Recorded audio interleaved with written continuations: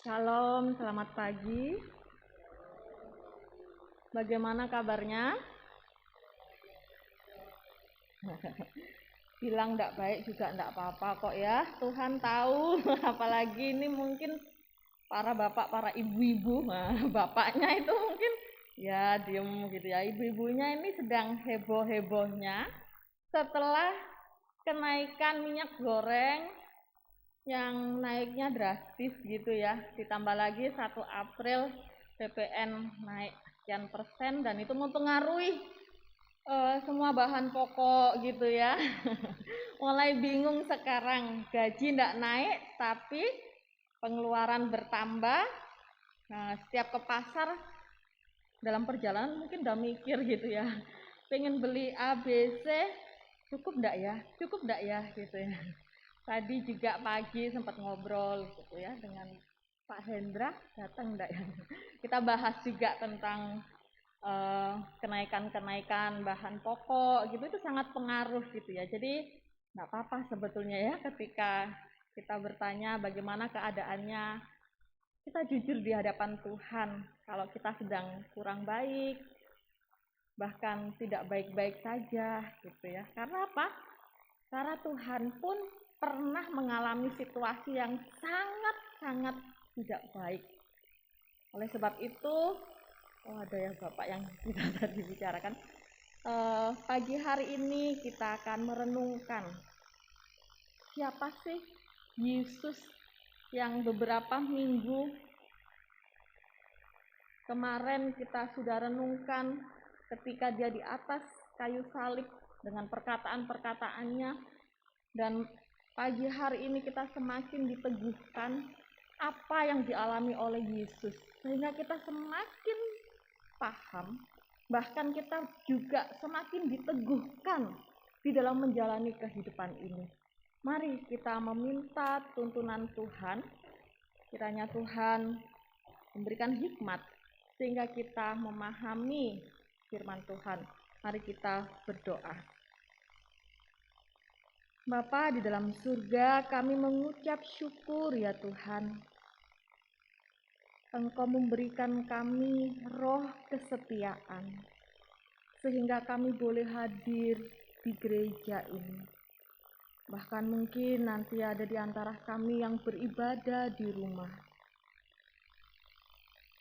Sungguh ya Bapa, merupakan sebuah anugerah jikalau kami masih bertahan dan setia beribadah, sekalipun mungkin beban berat selalu kami lalui, perjuangan hidup yang tidak semakin mudah tetapi semakin sulit, tantangan-tantangan pekerjaan yang semakin sulit kami hadapi, bahkan kebutuhan-kebutuhan sehari-hari kami yang menjadi pergumulan berat kami. Tetapi Engkau masih memberikan roh kesetiaan untuk kami terus mencari Engkau ya Bapa. Karena kami sadar, kami sangat membutuhkan Engkau. Tanpa tuntunan tangan-Mu, kami tidak sanggup melangkah sendiri menjalani hidup kami. Oleh sebab itu ya Bapa, kiranya kesetiaan ini tidak sia-sia. Biarlah Engkau juga membarengi dengan hikmat yang berasal dari Tuhan, sehingga ketika kami datang di hadirat Tuhan, ada berkat rohani yang boleh menuntun dan memimpin kami ya Bapa, sehingga kami semakin dikuatkan di dalam menjalani kehidupan ini. Kami berdoa ya Bapa, nyatakanlah firman-Mu pada saat ini. Hamba-Mu yang menyampaikan hanya seorang alat yang Engkau pakai. Tapi biarlah kami dengan ketundukan total mendengar, merenungkan, dan menjadikan firman-Mu sebagai kekuatan bagi hidup kami. Kami menyerahkan waktu ini ke dalam tangan Tuhan. Dalam nama Tuhan Yesus kami berdoa. Amin.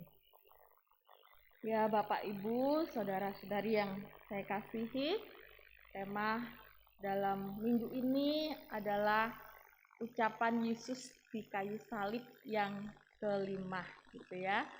Jadi ini sudah kelima, ada 7 ucapan, jadi tinggal 2 kali lagi itu menandakan Paskah juga sudah dekat. Mari kita buka bagian firman Tuhan yang terambil dalam Yohanes 19.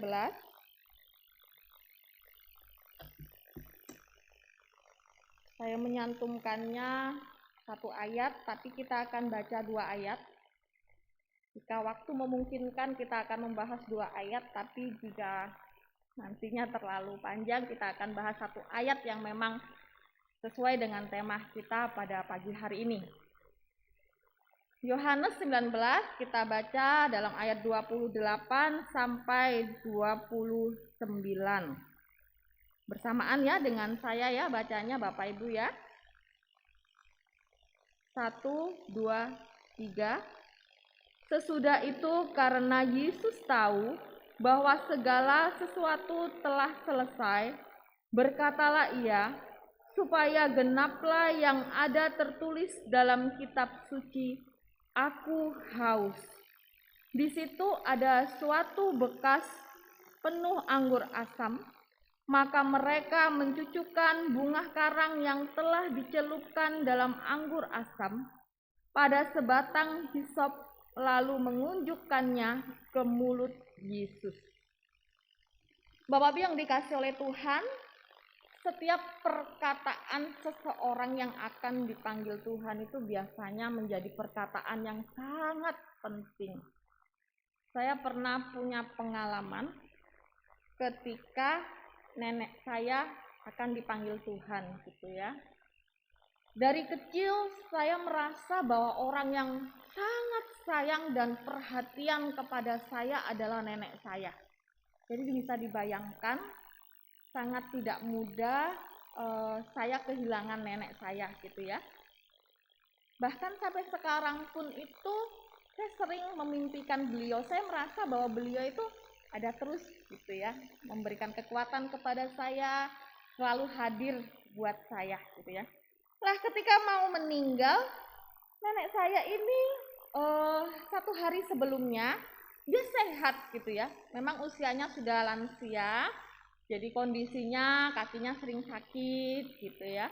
Nah 1 hari sebelumnya itu ada seorang hamba Tuhan, masih mungkin mahasiswa praktek waktu itu ya, di saat sekitar kami beribadah di Salam Kudus, itu berkunjung dengan beberapa hamba Tuhan. Kemudian bertanya biasanya ya, kalau habis kunjungan mau pulang biasanya yang ditanyakan apa? Pokok doa gitu ya. Mbah mau didoakan apa?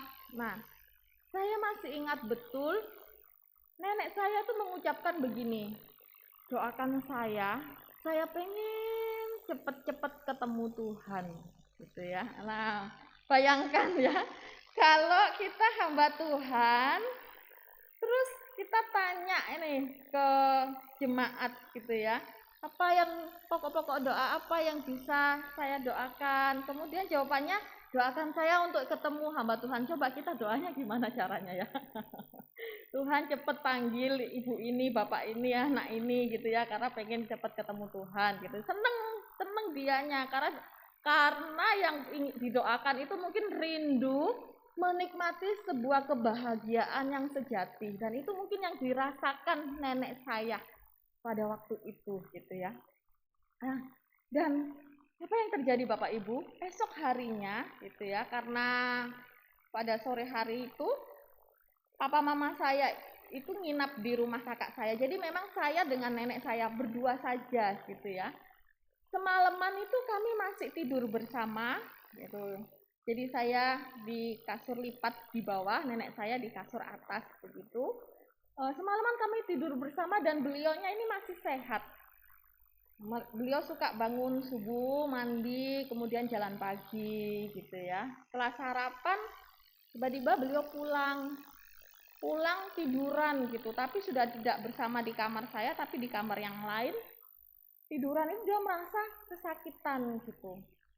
Dan karena saya tidak paham dengan situasi pada waktu itu, nenek saya itu semakin teriak-teriak gitu ya. Jadi saya panggil tetangga karena memang benar-benar cuman saya sama nenek dan banyak proses yang terjadi. Akhirnya saya telepon papa mama saya untuk pulang gitu ya. Lihat kondisinya itu sudah yang ngorok gitu ya, ngorok yang sudah keluar liurnya, tapi saya nggak ngerti untuk bawa ke dokter apa, karena sudah banyak tetangga-tetangga, saya panggil juga tetangga yang seiman gitu ya, jadi bisikan, sebut nama Tuhan Yesus, sebut nama Tuhan Yesus, seperti itu. Saya nggak kepikiran untuk bawa ke dokter atau apa, karena mereka bilang oh ini sudah waktunya jalan gitu ya, jadi saya nggak kepikiran sama sekali. Sampai om saya yang di Surabaya waktu itu juga kita kasih tahu kalau sudah anfal gitu ya, jadi sampai Malang itu sebetulnya nenek saya sudah meninggal kayak gitu. Nah, Bapak Ibu yang dikasih oleh Tuhan, tadi wasiat gitu ya, mungkin bisa di next gambarnya. Wasiatnya adalah saya doakan karena saya ingin ketemu Tuhan gitu ya, dan ternyata Tuhan itu menjawab doa nenek saya. Satu hari kemudian tanpa disangka-sangka nenek saya dipanggil oleh Tuhan gitu ya. Ya waktu itu saya cukup sedih gitu ya. Seperti yang saya ceritakan di awal, tidak mudah saya kehilangan nenek saya, orang yang sangat perhatian, orang yang sangat sayang kepada saya gitu ya. Seumur hidup saya itu mengingat bahwa satu-satunya orang yang menyiapkan makanan saya, bekal saya untuk sekolah itu ternyata nenek saya gitu ya. Gitu, benar-benar tidak mudah saya menghadapi kehilangan nenek saya. Kemudian saya teringat wasiat yang dikatakan oleh nenek saya itu, dan itu berkali-kali gitu ya diungkapkan oleh nenek saya. Dia mengatakan seperti ini, Rif, salah gitu ya. Kalau orang Jawa ya, sudahlah, nggak usah kamu pusing-pusing gitu ya, karena hidup kami memang susah waktu itu. Nenek saya mengatakan nanti kalau aku sudah pulang ke surga, hidupmu pasti enak gitu ya. Pokoknya kamu percaya saja, kalau aku sudah nggak ada itu, kamu nggak susah lagi gitu ya. Nah, Bapak yang dikasihi oleh Tuhan, bagaimana saya bisa menerima kondisi kalau ada ledakan gitu ya. Bagaimana saya bisa menerima kondisi nenek saya mengatakan kalau nenek saya pergi, saya akan hidupnya jauh lebih nyaman daripada ada nenek saya. Sementara nenek saya itu waktu itu adalah harapan saya gitu ya, orang yang mengasihi saya, orang yang perhatian sama saya gitu. Jadi begitu kehilangan, saya merasakan bahwa saya benar-benar kehilangan figur yang selama ini sayang kepada saya gitu ya. 3 bulan saya tidak bisa tidur, saya mimpi buruk terus. Karena saya sangat kehilangan orang yang saya kasihi gitu ya. Dan saya tidak mengerti bahasa dari nenek saya yang mengatakan bahwa hidupmu akan enak, hidupmu akan nyaman kalau nenek sudah pergi. Bagi saya ya enaknya gimana? Enaknya di mana? Orang kehilangan itu tidak ada enaknya gitu ya. Bagaimana bisa saya harus menerima kondisi orang yang saya sayangi dan yang sangat mendukung saya itu pergi dan mengatakan hidup saya lebih enak ketika dia pergi nantinya gitu. Itu sangat sulit untuk saya cerna pada waktu itu gitu. Padahal waktu itu saya ternyata ketika saya semakin dewasa, Tuhan itu mengambil nenek saya di usia saya yang sudah cukup muda gitu ya. Jadi kalau tidak salah waktu itu usia saya 19 atau 20 tahun gitu ya. Artinya 20 tahunan itu Tuhan sudah menyediakan seseorang yang mengasihi saya luar biasa gitu ya. Tapi ketika Tuhan ambil itu tidak mudah untuk saya terima. Dan benar Bapak Ibu ya, setelah proses itu pelan-pelan Tuhan itu memproses saya. Walaupun tidak mudah saya menjalani kehidupan, tapi ketika saya menoleh ke belakang, saya juga merasakan bahwa hidup saya memang berbeda seperti yang lalu-lalu. Yang terpenting adalah iman saya semakin bertumbuh, saya semakin cinta Tuhan, saya semakin mengasihi Tuhan, dan itu mengubah segala yang ada di dalam kehidupan saya. Termasuk kalau Tuhan izinkan saya berdiri di atas mimbar, bukan di atas ya ini. Nah, saya berdiri di belakang mimbar ini itu karena anugerah Tuhan yang menuntun saya, yang bukan siapa-siapa, yang orang tidak memandang, sampai saat ini. Tuhan mencukupkan segala kebutuhan ketika saya kuliah tanpa sokongan dari orang tua, saudara. Tuhan menyertai saya dengan berbagai pergumulan, bahkan kegagalan yang saya hadapi. Toh saya menikmati satu kenyamanan hidup bersama dengan Tuhan Yesus. Sehingga saya selalu mengingat bahwa perkataan nenek saya itu betapa pentingnya. Karena apa? Karena dia meninggalkan iman yang begitu luar biasa kepada saya. Sehingga saya di dalam situasi apapun percaya bahwa Yesus itu menyertai saya. Lah Bapak Ibu yang dikasih oleh Tuhan, perkataan terakhir dari seseorang yang akan dipanggil Tuhan itu biasanya perkataan yang penting, yang selalu kita ingat, yang selalu terngiang-ngiang sampai kapanpun. Kejadian itu sudah 20 tahun yang lalu ya. Enggak ya, 17 tahunan yang lalu lah, 17-18 tahun lalu nenek saya meninggal. Artinya sudah cukup lama gitu ya. Tapi perkataan-perkataan terakhirnya itu terngiang-ngiang terus. Nah, begitupun juga dengan perkataan Yesus ketika dia akan kembali ke surga. Ketika dia di atas kayu salib, ketika dia akan mati. Maka 7 perkataan Yesus itu adalah perkataan yang sangat penting. 4 perkataan kita sudah lewati di minggu-minggu yang lalu, dan sebetulnya klimaksnya itu ada di minggu lalu yang disampaikan oleh Pak Daris. Ya. Allahku, Allahku, mengapa engkau meninggalkan aku? Itu masa yang tidak nyaman sama sekali gitu ya. Masa yang cukup berat bagi seorang Yesus terpisahkan oleh Allahnya. Nanti kita akan menyimak gitu ya. Dan hari ini yang kita renungkan adalah perkataan yang kelima, yaitu aku haus. Aku haus tidak hanya sekedar makna seseorang yang sedang mengalami dehidrasi gitu ya. Kehausan yang luar biasa seperti saya tadi, mau naik ke atas tiba-tiba tenggorokan kering dan ingin batuk gitu ya. Jadi ke belakang dulu untuk ambil air gitu. Tidak hanya sekedar secara physically seorang membutuhkan air karena dia haus, tidak. Tetapi makna aku haus ini adalah menggenapi nubuatan Mesias yang terambil di dalam Mazmur 22 ayat 16 dan juga Mazmur 69 ayat 22. Saya akan membacakan untuk Bapak Ibu sekalian. Mazmur 22 ayat 16 berkata demikian. Kekuatanku kering seperti beling, lidahku melekat pada langit-langit mulutku, dan dalam debu maut kau letakkan aku. Ini adalah nubuatan yang terjadi kepada Yesus. Kalau kita mundur lagi di ayat-ayat kedua, ayat ketiga, di situ pun juga perkataan yang sama seperti perkataan Yesus yang keempat di minggu lalu. Allahku, Allahku, mengapa engkau meninggalkan aku? Aku berseru tetapi engkau tetap jauh dan tidak menolong aku. Allahku, aku berseru-seru pada waktu siang tetapi engkau tidak menjawab. Dan pada waktu malam tetapi tidak juga aku tenang.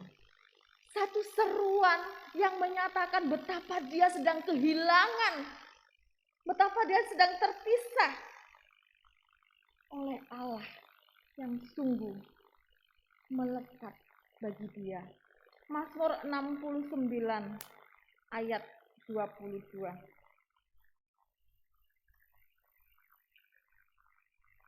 Dikatakan demikian, bahkan mereka memberi aku makan racun, dan pada waktu aku haus, Mereka memberi aku minum anggur asam. Sama persis ya.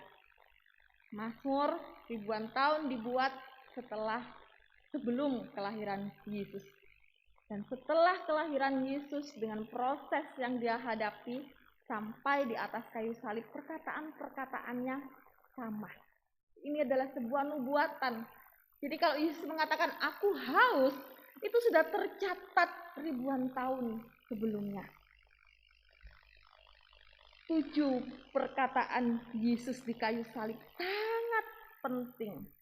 Ini tidak sekedar haus, tetapi kata tersebut adalah sebuah kata penggenapan nubuat mesianik. Apa sih haus itu? Haus itu seperti yang tadi saya katakan gitu ya. Ketika saya merasa dahaga yang cukup kering. Biasanya seperti tadi malam gitu ya. Saya bikin mie kuah itu tingkat asinnya bagi saya itu cukup asin. Sehingga saya semalaman itu pasti agak susah tidur gitu ya. Kalau saya sudah malam terus buat mie yang asin gitu ya. Karena apa? Selalu haus. Karena asinnya itu loh. Asinnya sudah tidak terasa, tapi hausnya itu terus. Lah itulah kehausan. Itu sangat dahaga gitu ya.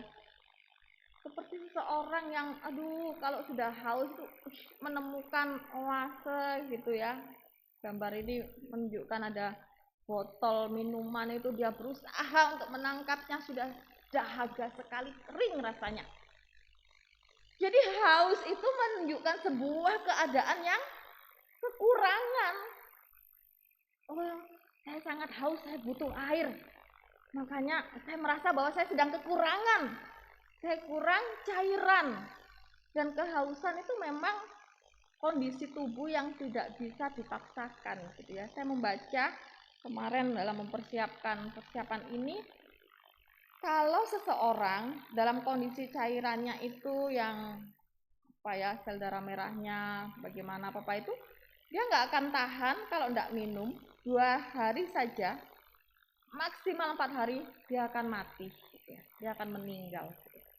Tapi katanya kalau seseorang ini, apalagi dalam kondisinya dia punya lemak gitu ya, terus dalam kondisi mungkin sedang mengalami kelaparan, tanpa makanan, sedikit sekali gitu ya, tapi di lingkungannya masih banyak air, manusia itu katanya bisa bertahan 2 bulan. Bedanya jauh ya. Yang nggak bisa dapat air tadi itu 2 hari bisa meninggal kalau nggak minum sama sekali. Tapi kalau dia dalam kondisi, tidak semua orang ya maksudnya ya gitu loh. Kalau kita yang kurus jangan coba-coba gitu ya. Karena apa? Karena lemaknya ini dia itu kayak menghasilkan lagi gitu ya. Dia kayak bekerja lagi. Jadi itu asupannya gitu. Asupannya sehingga dia bisa bertahan 2 bulan walaupun mungkin kondisi tubuhnya lemas gitu. Tapi kalau air nggak bisa orang bertahan. Dan di sini Yesus mengatakan, aku haus. Kalau kehausan itu adalah bentuk dari sebuah keadaan kekurangan, maka apakah Yesus itu kekurangan? Kalau sepanjang kehidupannya kita membaca firman Tuhan, rasanya tidak ditemukan kekurangan Yesus gitu ya. Dari kecil aja dia sudah bisa memimpin para imam-imam ahli Taurat. Bahkan dia bisa mengadakan sebuah mujizat gitu ya, mengubah air menjadi anggur. Karena dia punya kuasa, air aja dia bisa ubah. Artinya ketika gelas ini kosong, Yesus juga bisa mengubahnya dengan penuh air. Kemudian dia bisa memberi 5.000 orang makan. Ya memang waktu itu ditunjukkan gitu ya, ada medianya, roti dan ikan gitu ya. Tapi nggak masuk akal, rotinya cuma 5, ikannya cuma 2. Dan itu dibawa anak kecil untuk bekal dia, mungkin dia juga ikut-ikutan dengar cerita firman Tuhan kayak anak sekolah minggu gitu loh. Mungkin mamanya bekali dia. Coba bayangkan anak sekolah minggu kita, anak kita dibekalin, nggak mungkin kita belikan ikan tuna yang besar yang 5 kilo. Gimana anak kecil bisa bawa gitu ya? Ya mungkin ikan itu bisa jadi itu ikan 2 potong gitu ya. Ya kalau 2 ekor ya ikan kecil itu nggak mungkin kita bawain anak kecil itu ikan yang besar. Secara logika nggak masuk akal 2 ekor ikan tadi dengan roti yang dibawa anak kecil. Mungkin kalau orang dewasa bawa 5 roti, oke lah rotinya mungkin yang besar-besar itu. Tapi kalau anak kecil bawa bekal nggak mungkin rotinya ya roti secukupnya 5 gitu ya. Tapi di tangan Tuhan Yesus 5 roti dan 2 ikan itu bisa membuat kenyang 5.000 dan itu laki-laki loh. Belum para perempuan yang ikut, belum anaknya gitu ya. Mustahil, tetapi karena Allah tidak kekurangan, maka tidak kurang juga waktu dia memberi makan orang. Yesus juga bisa menyembuhkan orang sakit, orang lumpuh, buta, gitu ya, kusta. Yesus juga bisa membangkitkan orang mati, Lazarus, Dorcas, Tabita itu ya. Kemudian anak perempuan dari Nain itu. Yesus nggak kekurangan loh. Bahkan dia adalah sumbernya sendiri, sumber air hidup.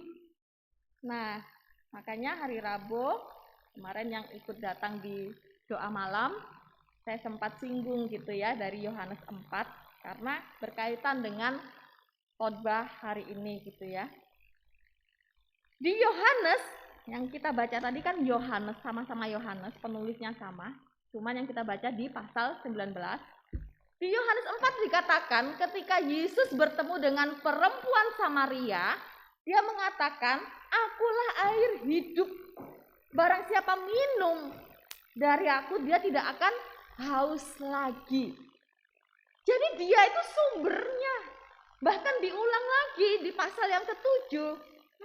Akulah air hidup. Barang siapa minum daripada aku, dia tidak akan haus lagi. Bayangkan. Dia tidak berkekurangan. Bahkan dia adalah sumbernya. Tapi di dalam ayat ini, di dalam Yohanes pasal 19, karena saya tidak menemukan di Injil sinoptik yang lain gitu ya, Matius, Markus, Lukas gitu, enggak ada. Hanya ada di Yohanes saja yang mengatakan Yesus berkata, "Aku haus." Yesus sumber air, Yesus yang tidak pernah kekurangan tadi, justru menyatakan dirinya di dalam keadaan yang sangat berkekurangan. Pertanyaannya adalah, mengapa Yesus berkata, "Aku haus"? Bingung ya? Tahu kan Pak Stephen Tong? Kemarin saya baca buku beliau tentang 7 perkataan Yesus. Pak Stephen Tong aja itu mencatat sulit loh memahami perkataan Yesus, "Aku haus." Karena apa? Dia sumber, dia pengharapan kita gitu ya. Dia satu-satunya andalan kita gitu ya. Jadi apapun ya ke Yesus gitu. Tapi Yesus sendiri sedang mengatakan, "Aku haus." Artinya aku juga sedang berkekurangan. Aku dalam keadaan yang kurang. Rasanya itu sulit memahami apa yang disampaikan oleh Yesus. Kenapa Yesus mengatakan aku haus? Jawabannya adalah karena dia memiliki caranya sendiri untuk menggenapi rancangannya. Allah memiliki caranya sendiri untuk menggenapi rancangannya. Kita sebagai manusia mungkin berpikir, Tuhan kan bisa tadi air diubahkan menjadi anggur. Kan Engkau sumbernya. Nah, kenapa engkau mengatakan haus? Harusnya kan nggak perlu dicambuk demikian rupa berkali-kali. Nggak perlu ditombak, nggak perlu mendapatkan caci maki, penganiayaan, bahkan penderitaan. Nggak perlu kan Tuhan? Tuhan tinggal selamatkan aja manusia itu. Itu cukup. Karena apa? Bukankah Tuhan yang memiliki dunia ini? Bukankah Tuhan yang menciptakan? Jadi kenapa sang pemilik ini kok justru seakan-akan itu menjadi seorang tumpangan di dunia ini? Mungkin secara logika kita nggak terima ya. Punya Allah kok kekurangan, punya Allah kok menderita. Tetapi kita harus ingat, karena Allah memiliki caranya sendiri untuk menggenapi rancangannya. Allah memilih, Dia menggantikan yang harusnya kita ini loh yang menderita seperti itu. Dia memilih menggantikan hukuman dosa manusia agar kita tidak mengalami apa yang dialami oleh Yesus. Cukup satu salib itu sudah menyelamatkan kita. Bapak yang dikasihi oleh Tuhan, kekurangan yang dimiliki Yesus itu real, nyata, bukan pura-pura. Mungkin benar saja dia merasakan haus itu karena dehidrasi tadi ya. Dia sudah disiksa, dicambuk, kemudian disuruh bawa, itu pasti keringatnya sudah keluar, bahkan darahnya juga.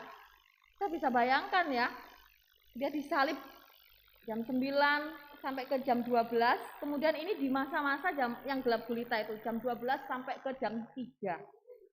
Itu yang dari keringatnya keluar, darahnya keluar, itu pasti sudah habis. Makanya dia bisa mengalami dehidrasi dan mengatakan aku haus. Secara physically memang dia sangat kehilangan cairan. Tetapi lebih dari itu, secara emosi, secara mental dan psikis juga mengenai dia. Karena apa? Dia mengalami keterpisahan yang sangat menyakitkan. Kalau kita melihat prosesnya, Yesus ini adalah seorang guru, seorang pemimpin yang sangat dekat dengan murid-muridnya. Bahkan dia punya murid-murid kesayangan gitu ya. Jadi hubungannya dengan murid-murid itu seperti seorang sahabat. Yesus mengatakan kamu bukan lagi hamba, kamu itu sahabatku. Jadi dia menganggap orang yang ada di sekitarnya itu adalah sahabatnya, orang-orang terdekatnya. Tetapi apa yang terjadi? Dia dikhianati oleh sahabatnya, dia dikhianati oleh orang terdekatnya. Yudas menjual informasi tentang Yesus. Bukankah itu membuat dia terpisah dengan sahabatnya? Petrus yang dia kasihi, yang selalu merasa bahwa dia yang paling menonjol, dia yang paling dekat sama Yesus, meninggalkan Yesus di dalam kondisi Yesus yang membutuhkan dukungan seorang kawan, seorang sahabat. Tapi Petrus toh juga meninggalkan dia. Murid-muridnya berhamburan pergi, Yesus sendirian. Bahkan kalau kita merenungkan di dalam perkataan Yesus yang ketiga yang disampaikan oleh Evangelis Harry 2 minggu lalu, dia mengatakan, ibu inilah anakmu. Itu satu pelepasan dalam diri Yesus untuk melepaskan seorang ibu yang mengasihi dan mendukungnya. Yesus sangat menghormati, kalau kita dengar 2 minggu lalu ya khotbahnya, Yesus sebetulnya sangat menghormati orang tua. Tetapi dia melepaskan dirinya, terpisah dari orang yang mengasihi dia.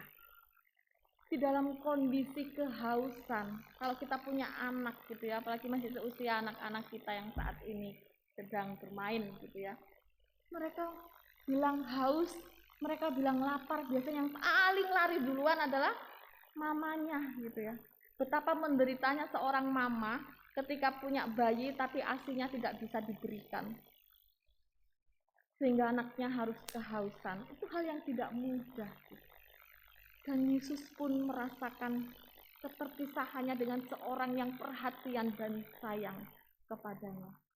Dan yang paling menyakitkan lagi, yang disampaikan di minggu lalu yang menjadi puncak dari 7 perkataan Yesus sebetulnya adalah, "Ya Bapa, mengapa Engkau meninggalkan aku?" Ada sebuah keterpisahan yang cukup kuat yang menggambarkan bahwa Allah tidak bisa bersentuhan dengan dosa. Sedangkan Yesus sedang mengosongkan dirinya menjadi si pendosa hanya untuk menyelamatkan manusia. Jadi dia yang kalau kita tahu punya hubungan yang sangat intim dengan Allah. Subuh-subuh dia bangun, waktu orang lain belum bangun, hanya apa? Hanya pengen ngobrol dengan Allah. Banyak Alkitab mencatat bahwa Yesus itu punya hubungan intim. Selain dia juga mengajar, selain dia juga berdoa bersama-sama dengan muridnya, bahkan mengajarkan doa Bapa kami. Ada bagian-bagian di dalam hidupnya, di dalam waktu-waktunya dia itu senang intim dengan Bapaknya. Bayangkan, dia sangat dekat dengan Allah. Kemudian dia merasa terpisah dari Allah. Itu adalah kondisi yang tidak mudah. Yesus menghadapi itu. Dan kekurangan atau kemiskinan yang dimiliki Yesus itu adalah real dan nyata. Pasti kita bertanya, mengapa Yesus mau? Mari kita membaca bersama-sama dalam 2 Korintus 8 ayat 9. Saya mencatatkannya, tapi kalau terlalu kecil bisa buka Alkitab. Kita langsung baca ayatnya. 2 Korintus 8 ayat 9, 1, 2, 3. Karena kamu telah mengenal kasih karunia Tuhan kita Yesus Kristus, bahwa Ia yang oleh karena kamu menjadi miskin, sekalipun Ia kaya, supaya kamu menjadi kaya oleh karena kemiskinannya. Yesus kaya. Tadi di awal, Yesus tidak kekurangan karena dia sang pemilik, karena dia sumber. Tapi dia mau menjadi miskin supaya mereka yang dikasihinya, supaya saya dan Bapak Ibu itu kaya. Itu yang terpenting yang kita kejar di dalam tujuan hidup kita. Mengenal siapa Yesus dan menerima kekayaannya. Kekayaan di mana kita benar-benar terbebas dari ikatan dosa. Kekayaan yang membawa keselamatan bagi kita. Itulah kekayaan yang sejati yang Yesus berikan, dan dia mau tergantikan menjadi si miskin itu. Miskin menandakan satu situasi, suasana, kondisi yang sangat kurang. Dan dia rela. Dia rela kehausan supaya kita tidak dahaga lagi. Bapak yang dikasih oleh Tuhan. Satu bagian firman Tuhan ini mengajarkan kepada kita. Kalau saat ini kita mengeluh, kalau saat ini kita merasa betapa beban yang kita hadapi itu berat, gaji tidak naik gitu ya, sementara semua naik gitu ya, bahan-bahan, semua bahan pokok, BBM, semua itu mempengaruhi naik semua gitu ya. Sebentar lagi mungkin bisa jadi uang sekolah anak naik, semua ya, karena jajan naik, uang saku naik. Waduh, Tuhan itu cukup berat. Tapi kita harus ingat bahwa Yesus tahu apa arti penderitaan. Yesus tahu apa arti miskin dan kekurangan. Yesus tahu sakitnya dikhianati, ditinggalkan, kehilangan, dan terpisah dari hubungan terdekat. Yesus tahu apa yang sedang kita alami saat ini. Serahkan pergumulan kita kepadanya. Serahkan beban kita kepadanya. Karena Yesuslah yang telah menanggung beban itu. Lalu apa yang kita bisa bawa pulang setelah kita mendengarkan dan merenungkan firman Tuhan ini? Bukankah ketika kita pulang bahan pokok belum turun, BBM tidak turun, mungkin bahkan sedang dipersiapkan akan naik lagi? Bukankah masalah itu tidak langsung hilang, selesai ketika saya pulang langsung? Tetapi mari kita melihat dengan cara yang baru, bahwa kita tidak boleh ditaklukkan oleh sebuah penderitaan. Kalau kita ingin berhasil, kalau kita ingin sukses, kalau kita ingin dipakai untuk menjadi berkat bagi banyak orang, maka ada harga yang harus dibayar. Yesus membayar harga yang tidak murah, yaitu darahnya. Jangan jadikan pengorbanan Tuhan itu murahan. Kalau tadi Bu Isa mengatakan, yuk kita tetap takut akan Tuhan, kita tetap jujur dalam kondisi apapun, yuk berpegang, sesulit apapun berpegang. Itulah harapan Tuhan. Kita berbeda dengan dunia. Kita tidak menyerah dan melakukan hal-hal yang negatif di tengah-tengah keterpurukan kita. Percayalah, Tuhan tahu, Tuhan merasakan, bahkan apa yang Dia rasakan melebihi dengan apa yang kita rasakan saat ini, penderitaannya. Maka percayalah juga, Tuhan akan membawa kita pada satu kebahagiaan. Nantikan waktu Tuhan, pasti yang terbaik. Mari kita berdoa. Bapa di dalam surga, kami mengucap syukur Tuhan untuk pengenalan kami akan Engkau. Mungkin firman-Mu sama dari dulu, sekarang, dan selama-lamanya. Tetapi remah-Mu selalu baru tiap hari, yang boleh membangkitkan iman kami, mengajarkan kami Tuhan, bahwa kami bukan orang yang gampangan dan instan Tuhan. Ada proses yang kami harus lalui, ada harga yang harus dibayar, tapi untuk sebuah kemenangan yang besar. Karena Engkau telah memberikan teladan itu ya Bapa. Engkau berkekurangan demi kami, Engkau miskin demi kami, supaya kami tidak berkekurangan, supaya kami tidak haus, dan supaya kami menjadi anak-anak Tuhan yang berintegritas. Kami berdoa untuk setiap jemaat-Mu yang saat ini sedang bergumul Tuhan. Kami percayakan mereka ke dalam tangan Tuhan. Engkau menuntun mereka, Engkau menguatkan mereka, memampukan mereka melewati proses hidup mereka masing-masing.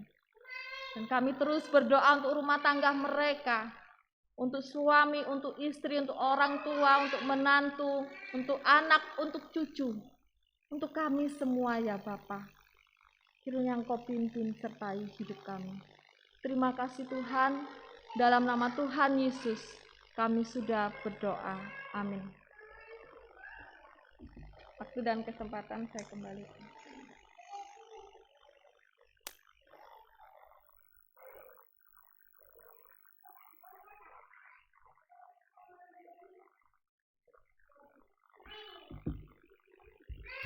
Terima kasih kepada Loser Rifka untuk firman Tuhan yang telah dibagikan. Mari kita merespon firman Tuhan yang kita dengarkan barusan dengan memberikan persembahan. Mari kita terus mengingat bahwa persembahan yang sesungguhnya adalah hidup kita, tubuh kita. Mari kita terus menjaga kekudusan Allah di dalam diri kita dengan terus melekat kepada firman Tuhan.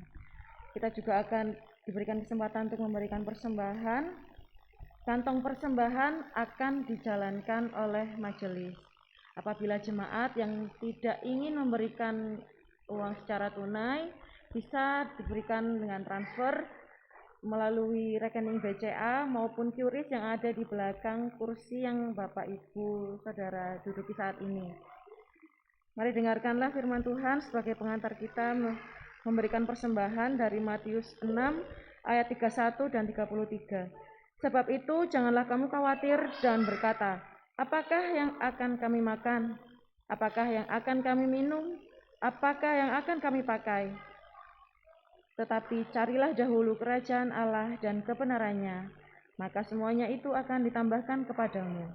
Mari kita memberikan persembahan dengan sukacita, kita pujikan, jangan kamu khawatir.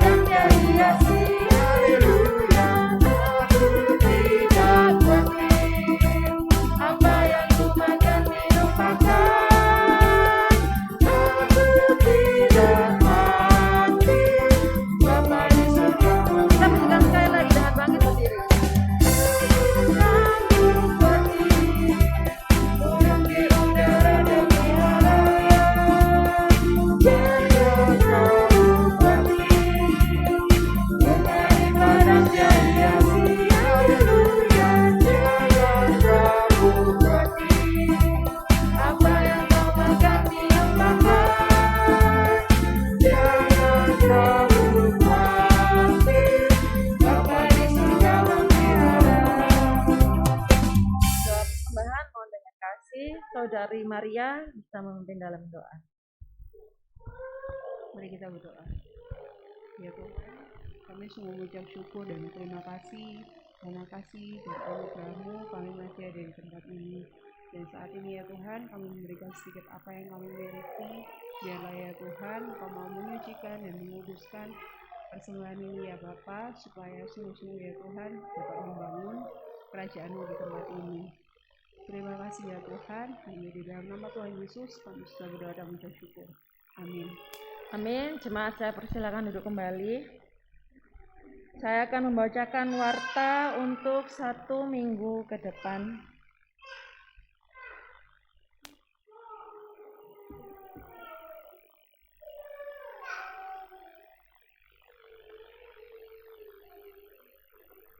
Saya mengucapkan selamat beribadah kepada jemaat Tuhan yang ada di gereja maupun di rumah, yang beribadah secara onsite maupun online.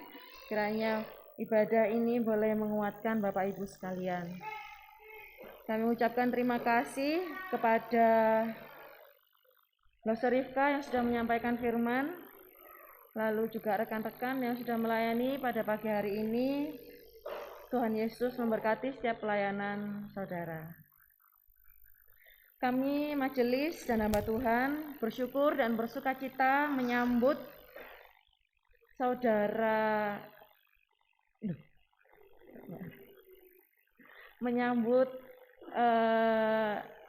Ibu Yohanes, saudara Bapak Yohanes yang minggu lalu sudah kita perkenalkan di tengah-tengah kita, jemaat lama rasa baru rasa lama. Dan hari ini membawa berserta anak dan juga istrinya Tapi sepertinya sedang ke belakang. Kami menyambut dengan sukacita. Kita bisa memberikan aplaus. Selamat bergabung dan selamat bersama-sama dengan kami semua di GKT Eklesia. Kami menyambut untuk pelayanan-pelayanan ke depan bersama-sama. Kami masih membuka lowongan untuk tata usaha atau administrasi di gereja dengan syarat-syarat yang seperti yang sudah tertera. Kami masih membuka lowongan jika ada di antara jemaat yang jemaat sendiri terpanggil maupun ada keluarga, kenalan yang membutuhkan pekerjaan dan sesuai dengan kebutuhan gereja, bisa memberikan CV dan surat lamaran ke gereja melalui hamba Tuhan maupun majelis. Kami masih membuka kesempatan tersebut. Untuk rangkaian acara Jumat Agung dan Paskah di gereja kita dimulai dari minggu-minggu sebelumnya. Kita sudah merayakannya dalam setiap minggu Prapaskah. Namun untuk acara utama Jumat Agung dan Paskah mulai tanggal 13 April 2022 yang akan diadakan acara doa bersama dan puasa bersama dari tanggal 13 sampai 15 April. Untuk kata ibadah akan dibagikan menyusul dan doa bersama akan diadakan di gereja dari tanggal 13 sampai 15 April tersebut jam 7 malam. Bagi jemaat yang terpanggil untuk mengikuti doa dan berpuasa, kita bisa melakukannya bersama-sama. Untuk ibadah Jumat Agung dan sakramen perjamuan kudus diadakan pada hari Jumat tanggal 15 April jam 5 sore di gereja. Dan disusul 3 hari kemudian kebangkitan Tuhan Yesus kita rayakan bersama dengan ibadah dan perayaan di hari Minggu jam 9. Acaranya akan dirangkaikan dengan perayaan dan semarak Paskah. Apakah itu acaranya? Kok ada semarak-semaraknya? Mari kita menyambut dan menanti-nantikan acaranya. Kita berdoa juga untuk panitia PHBK yang mempersiapkan segala acara. Untuk petugas pelayanan ibadah minggu depan, tanggal 10 April, acaranya adalah Minggu Palma, dengan tema perkataan Tuhan Yesus di atas kayu salib yang ke-6, ya Bapa, ke dalam tanganmu kuserahkan nyawaku. Khotbahnya oleh penginjil Darwis, liturgos Bapak Andri Yunan, pemusiknya Ibu Ise dan Saudari Alexa, singernya Ibu Eka dan Bapak Hengki, penerima tamu Bapak Willy dan Saudara Otniel, snacknya oleh keluarga Ibu Eka, multimedia OBS Saudara Dustin, multimedia Easy Worship oleh Saudari Uli.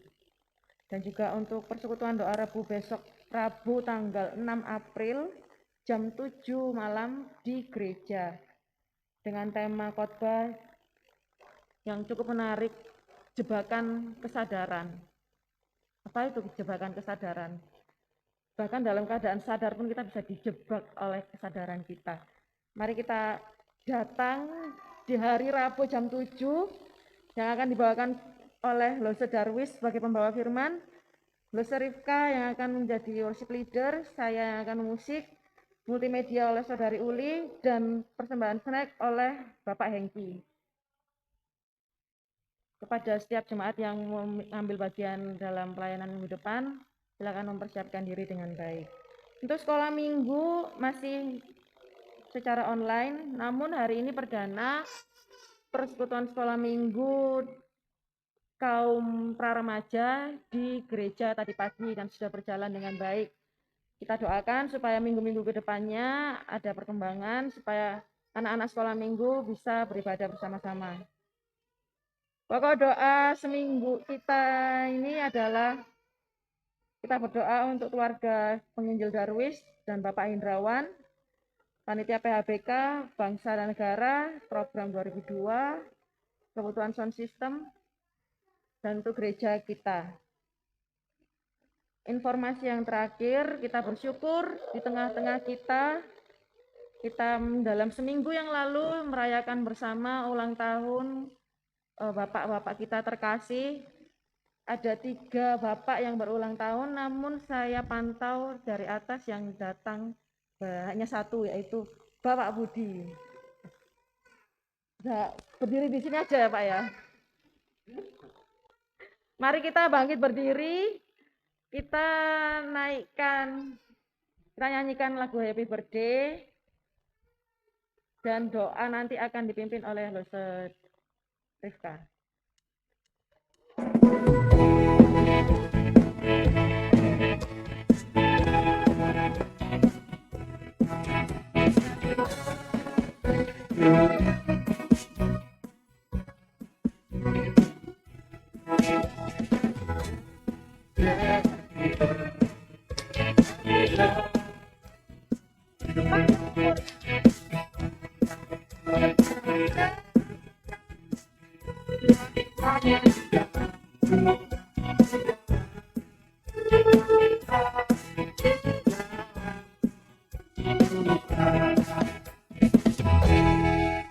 Oh ya, saya lupa kalau Bapak Jong Antoni bisa diwakilkan oleh anaknya. Silakan Saudara Rizky maju ke depan. Jadi Bapak Budi agak turun dulu. Turun ke bawah sini, kita akan mendoakan bersama-sama.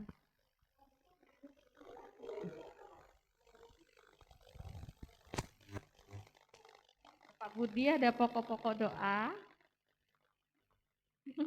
Ya beda loh Pak, kemarin udah lupa saya. Untuk apa Pak? Mari Bapak Ibu kita mendukung untuk rekan-rekan kita, baik Pak Budi, Antoni yang diwakilkan juga oleh Rizky, kita juga doakan Rizky, keluarga, dan juga Pak Anton. Kita berdoa.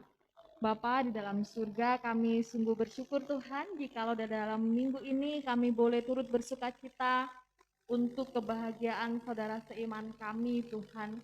Kami berdoa untuk Pak Budi, Kau senantiasa menyertai, melindungi, bahkan memberikan kesehatan sebagai penunjang dalam kehidupannya, dalam bekerja, maupun sebagai seorang pemimpin rumah tangga, sebagai seorang suami Tuhan. Biarlah Engkau sendiri yang terus berikan hikmat, kesabaran, kebijaksanaan. Kami terus berdoa untuk setiap doa-doanya, impiannya, biarlah Engkau sendiri Tuhan yang tahu dan menjawab tepat pada waktunya. Kami juga berdoa untuk Pak Antoni ya Bapak. Kami berdoa untuk masa-masa lansianya Tuhan, biarlah Engkau sendiri yang memberikan kekuatan, penghiburan di masa-masa kesendiriannya Tuhan. Masa keterhilangan juga, Engkau terus berikan kesehatan ya Bapa. Engkau rawat anakmu Pak Antoni menjadi seorang ayah yang senantiasa memberikan kehangatan bagi keluarga, bagi anak-anaknya. Kerinduan anak-anaknya, Engkau terus memberikan umur panjang kepada Pak Antoni Tuhan. Kami juga berdoa untuk setiap pergumulan Pak Antoni, biarlah Engkau sendiri Tuhan yang menolong. Kami berdoa untuk keluarga besarnya juga, Tuhan, untuk anak-anaknya. Kami juga berdoa untuk Pak Anton, Tuhan, biarlah Engkau sendiri yang juga menyertai, melindungi, dan kami berdoa untuk kesehatannya, untuk pekerjaannya, untuk rumah tangga, untuk seisi rumah keluarga besar. Biarlah Engkau sendiri yang memakai Pak Anton menjadi berkat di tengah-tengah keluarganya, menjadi pemimpin rumah tangga, bagi mama, bagi istri, ponakan yang hidup bersama. Kami menyerahkan ketiga anakmu ini ke dalam tangan Tuhan. Engkau yang merenda kehidupan mereka. Bahkan seberapapun usia mereka anak bagi Engkau Tuhan. Ketika mereka lelah, ketika mereka kesepian, Engkau yang menggendong mereka Tuhan. Kami menyerahkan mereka ke dalam tangan Tuhan. Dalam nama Yesus kami sudah berdoa. Amin. Amin. Jemaat saya persilakan duduk. Silakan perwakilan majelis memberikan hadiah ulang tahun.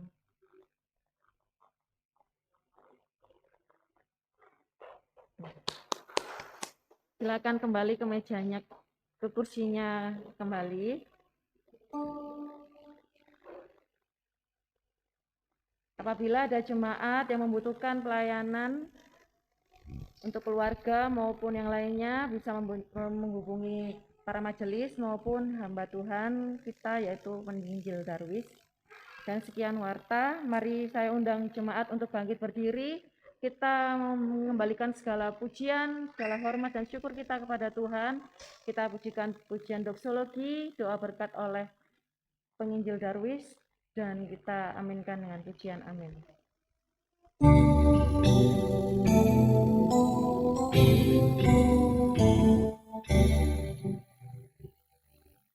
Puji Allah Bapa Putra, puji Allah Roh Kudus, ketiganya yang esa.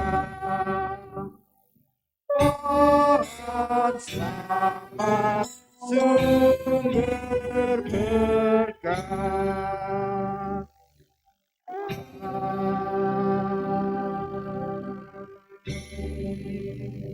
Bapak, Ibu, dan saudaraku yang dikasihi oleh Tuhan, mari kita kembali membawa firman Tuhan yang kita dengar hari ini, dan terimalah berkat dari Tuhan. Kiranya kasih yang besar dari Allah Bapa, anugerah keselamatan di dalam Tuhan kita Yesus Kristus, tuntunan penghiburan dan kekuatan dari Allah Roh Kudus, kiranya Allah yang Tritunggal itu terus menyertai kehidupan kita, mulai hari ini sampai selama-lamanya. Amin. Amin.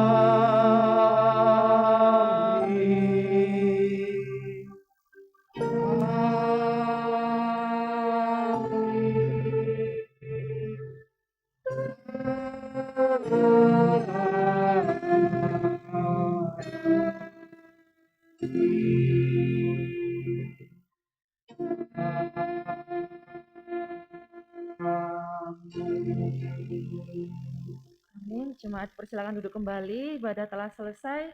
Tuhan Yesus memberkati.